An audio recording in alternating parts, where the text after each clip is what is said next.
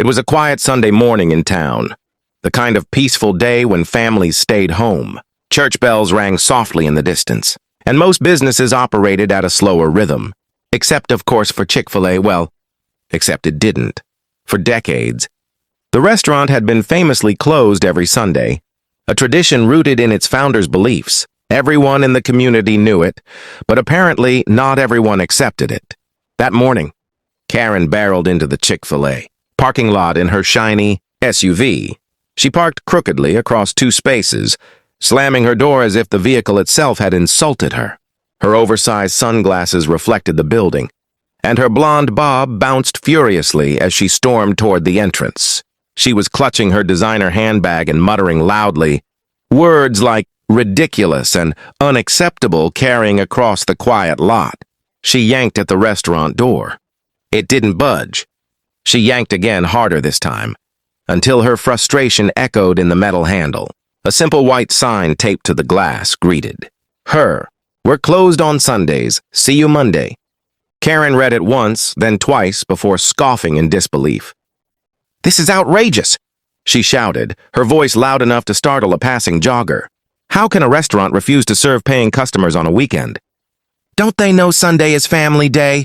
Still not satisfied, she began pounding on the glass door, demanding someone inside open it. A couple of employees had come in to do inventory, and through the window, one timid worker waved apologetically before pointing to the sign again. "Don't give me that nonsense," Karen shrieked, her voice breaking the calm morning. "I'm a paying customer, and you will open this restaurant right now. Do you know who I am?" By now, several cars had slowed to watch the commotion. A family in a minivan rolled down their window, whispering to each other in amusement. A teenager pulled out his phone, already recording the scene. Karen spun around, catching the spectators. "Why are you all staring? This is discrimination. They're refusing service." The jogger, who had stopped nearby, finally spoke up. "Ma'am, they're always closed on Sundays. It's literally written on every sign on the website and even on Google Maps." Karen's face flushed with indignation. "That's absurd. A fast food chain can't just shut down one day a week because of some silly rule." "I demand service!" Her rant only grew louder as more bystanders gathered, phones raised. The Chick-fil-A employees trapped inside could only shrug helplessly and gesture again toward the sign. But Karen was not about to back down. She had declared war on a locked door, a printed sign, and an entire company's tradition. Karen's tirade showed no signs of slowing down. The jogger had already shaken his head and jogged away, but a small crowd now lingered in the parking lot, entertained by the unexpected Sunday drama. A couple of teens had climbed onto the curb, aiming their phones like reporters at a live event. Karen, mistaking their attention for support, puffed out her chest and raised her voice even higher. "This is America," she bellowed. "You can't deny me chicken nuggets and waffle fries just because it's Sunday. That's un-American." A middle-aged dad in the crowd chuckled. "Actually, ma'am, it's kind of the most American thing about them. Been that way forever." Karen glared at him as though he had personally insulted her. "Are you working with them?" she demanded, pointing an accusatory finger. "This is a conspiracy, isn't it?" "You all just don't want me to eat!" Inside the restaurant, the two employees huddled by the counter, whispering nervously. One of them finally mustered the courage to open the door just a crack. "Ma'am," he said cautiously, "we're closed every Sunday. It's company policy. There's really nothing we can do." Karen lunged toward the door, shoving her foot against it to keep it open. "Don't you dare close this door on me! I want my meal, and I want it now. I don't care about your so-called policy."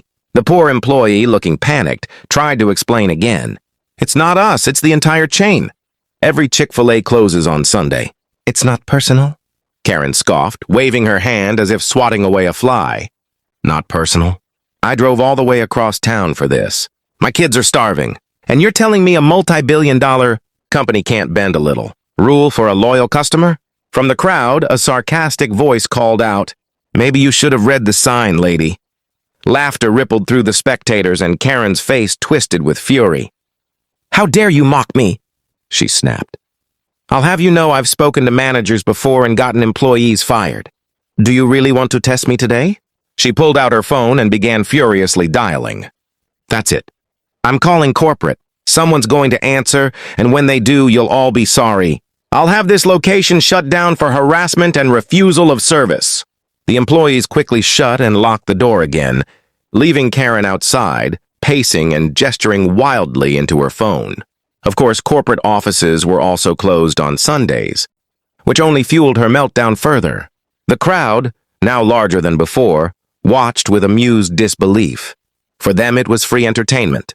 For Karen, however, it was a full-scale battle against fast food injustice, and she was just getting started. By now, the Chick-fil-A parking lot looked less like a quiet Sunday morning and more like a roadside circus. Cars slowed down to honk, teens leaned out of windows to record, and neighbors from across the street wandered over just to see what all the shouting was about.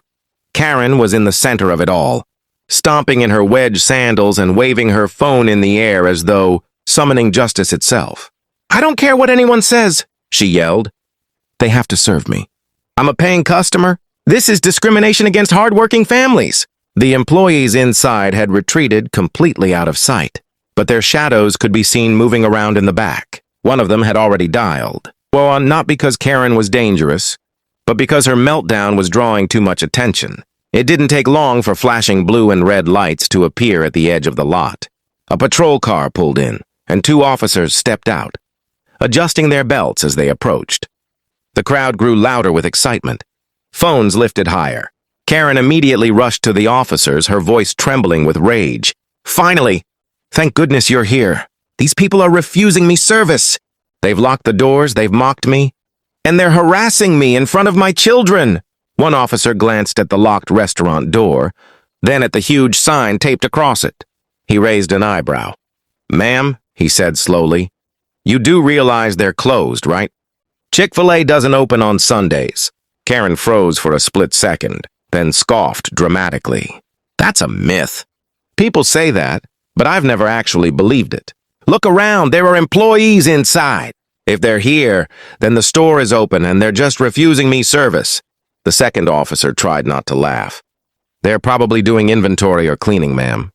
"That doesn't mean they're open for business." Karen crossed her arms defiantly. "I don't care what excuse they give. They've embarrassed me in public and I want them arrested for discrimination." That was it. The crowd burst into laughter. Someone shouted, "Arrest the chicken sandwiches!" Another chimed in, "Lock up the waffle fries!" Phones shook as people tried to record between fits of giggles. Karen turned on the crowd, pointing furiously. "You think this is funny? Wait until I file a lawsuit. None of you will be laughing when this whole chain is shut down." The officers exchanged weary looks. One of them finally sighed. "Ma'am, there's no crime here. They're closed and you need to leave. If you don't, you'll be trespassing." Karen's jaw dropped in disbelief. "I'm the victim and you're threatening me? This is outrageous. I demand a supervisor immediately." The situation was spiraling, and the officers knew it. But Karen wasn't finished yet, not even close. The officers had given Karen a clear warning, but she wasn't the type to back down.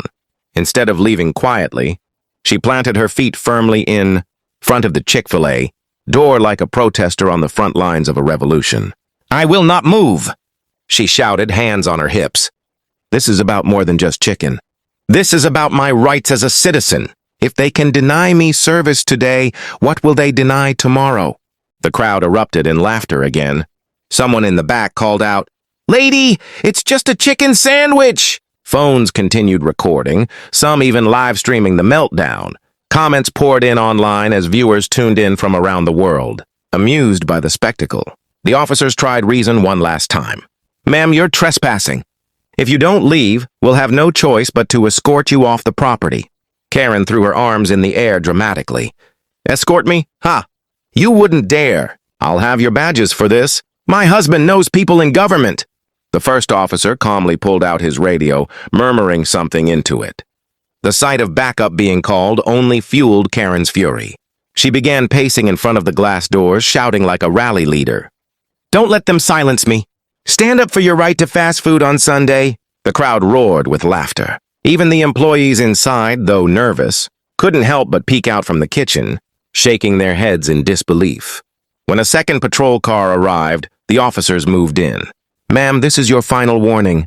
Please step aside and leave the property." Karen doubled down. "No! I'm not moving until I get my chicken sandwich. That was it. One officer gently took her by the arm, guiding her toward the patrol car. Karen shrieked as though she were being kidnapped. Help! They're oppressing me! All I wanted was lunch! The crowd had their phones out, capturing every second. Some clapped, others cheered, and a few even chanted, "Read the sign! Read the sign!" Karen kicked her feet and protested. But the officers remained calm, finally securing her in the back seat of the patrol car. Her sunglasses had slipped sideways, and her once perfect bob now looked disheveled from all the commotion. As the car pulled out of the lot, the crowd erupted in applause. Someone yelled, "Justice is served, well, except for the chicken." Laughter rippled through the air. Back inside, the employees finally relaxed. One of them taped a second copy of the "Closed on Sundays" sign to the door, just in case. And as for Karen, her Sunday crusade ended not with waffle fries, but with a trespassing citation, and the internet dubbing her the Chick-fil-A Sunday Karen for all to see.